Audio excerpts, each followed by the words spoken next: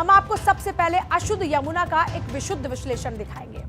जहां दिल्ली में यमुना नदी की अशुद्धता एक मैन मेड अशुद्धता है, क्योंकि उत्तराखंड के उत्तरकाशी जिले में यमुनोत्री ग्लेशियर से निकलने वाली यमुना नदी की कुल लंबाई 1370 किलोमीटर है और दिल्ली में इसका महज हिस्सा 2% यानी कि 22 किलोमीटर का ही है।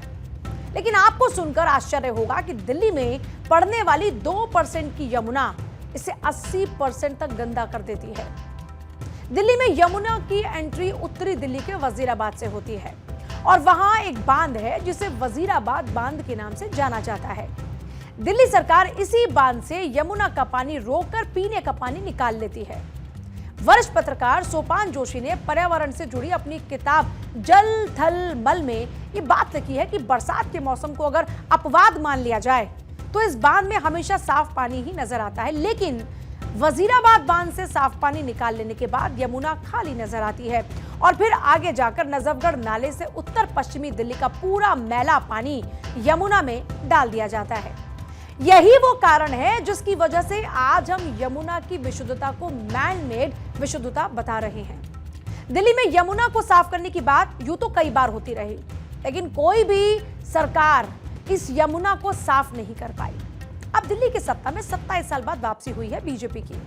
बीजेपी यह दावा कर रही है कि वो यमुना को पूरी तरह से साफ कर देगी। बताया जा रहा है कि केंद्र सरकार और दिल्ली की रेखा सरकार ने यमुना को साफ करने के लिए बाकायदा एक मास्टर प्लान तैयार भी कर लिया है। उस मास्टर प्लान को बस पीएम मोदी की हरी झंडी दिखाने का ही इंतजार है।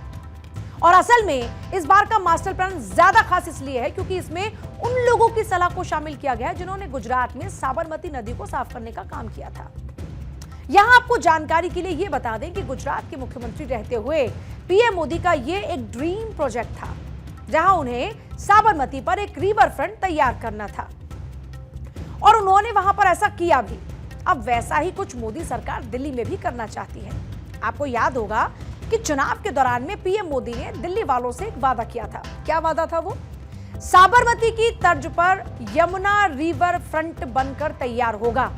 एक तस्वीर साबरमती नदी की आपके सामने है जो कि गुजरात में बहती है और एक तस्वीर जो दिल्ली की है जिसमें यमुना नदी बहती हुई नजर आती है। और यहीं पर पीएम मोदी ने चुनाव जीतने से पहले भी और चुनाव जीतने के बाद भी जनता से वादा किया था कि यमुना को न सिर्फ साफ करेंगे बल्कि यहां पर रिवर फ्रंट भी तैयार होगा। साबरमती नदी की दुर्दशा देखकर मेरा मन बड़ा विचलित हो जाता था। जनता के आशीर्वाद मिले, मन ने ठान लिया साबरमती नदी को पुनर्जीवित करने का सौभाग्य मिला।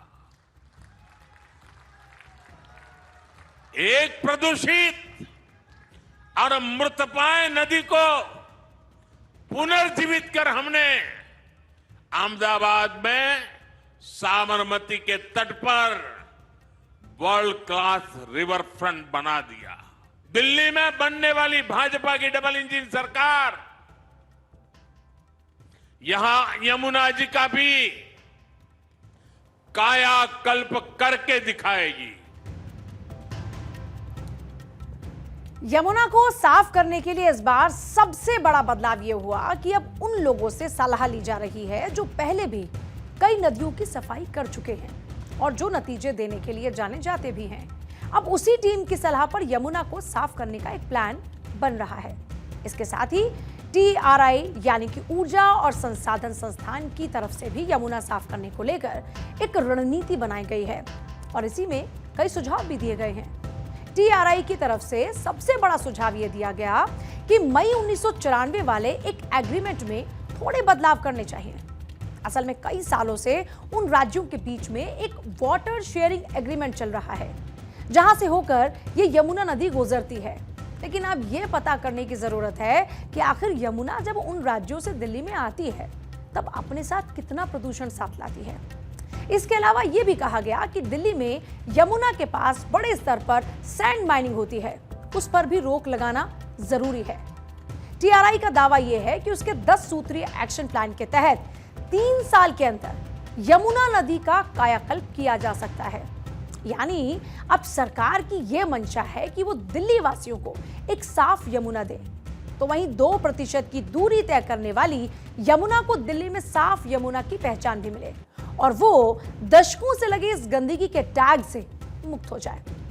अब आप में से कई लोग ये सवाल भी कर सकते हैं कि क्या जो काम दिल्ली में पुरानी सरकारें नहीं कर पाए वो काम सच में दिल्ली की बीजेपी की सरकार कर पाएगी, या फिर ये भी पुरानी सरकारों की ही तरह बस एक मजाक बनकर रह जाएगा। और इसके लिए आज हम इंग्लैंड की थेम्स नदी से बहुत कुछ सीख सकते हैं।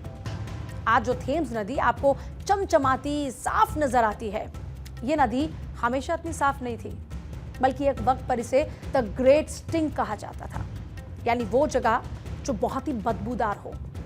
साल 1858 में थेम्स नदी इस कदर गंदी थी कि इसकी बदबू से ब्रिटिश पार्लियामेंट के कई सांसद शहरों को छोड़कर अपने गांव की तरफ चले गए। थेम्स नदी से फैल रही बदबू के चलते लंदन में कई लोग हैजा, पेचिश, पेट की बीमारियों से परेशान थे और इनमें कई लोगों की तो मौत तक हो गई थी। यमुना की तरह ही लंदन के बीचों बीच बहने वाली थेम्स नदी सदियों से व्यापार, मछली पकड़ने और डे टू डे लाइफ का सहारा बनने वाली एक महत्वपूर्ण नदी रही। हालांकि 18वीं और 19वीं सदी में औद्योगिक क्रांति ने इसे औद्योगिक कचरे, बगैर ट्रीटमेंट हुए सीवेज और कूड़े के डंपिंग ग्राउंड में बदल दिया, जिसके चलते विक्टोरियन युग तक ये नदी एक खुला सीवर बन चुकी थी। जैसे जैसे लंदन की जनसंख्या बढ़ी, साल 1800 से 1850 के बीच ये दोगुनी से भी ज्यादा हो गई और थेम्स नदी कचरे के एक टापू में बदल गई, एक ऐसा टापू जिसे कोई देखना ही नहीं चाहता था। और साल 1950 के दशक तक थेम्स एक मटमैली, ऑक्सीजन रहित बंजर जमीन बनकर रह गई। फिर साल 1964 में ब्रिटेन ने थेम्स वाटर अथॉरिटी का गठन किया और लंदन की सीवर प्रणाली को बड़ा और आधुनिक बनाने के लिए 1 दशक लंबी परियोजना शुरू की। इसके बाद साल 1960 और 1970 के दशक में क्लीन वाटर एक्ट लाया गया, जिसके तहत इंडस्ट्रियल वेस्ट को नदी में छोड़ने से पहले उसे ट्रीट करना अनिवार्य हो गया।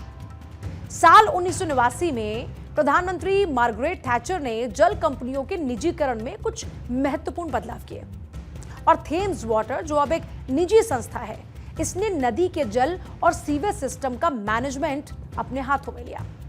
और इन सभी बदलावों का परिणाम कुछ ये रहा कि साल 2010 में थेम्स नदी को अंतरराष्ट्रीय थीस नदी पुरस्कार से सम्मानित किया गया और इसके रिवाइवल को वैश्विक सफलता की कहानी माना गया।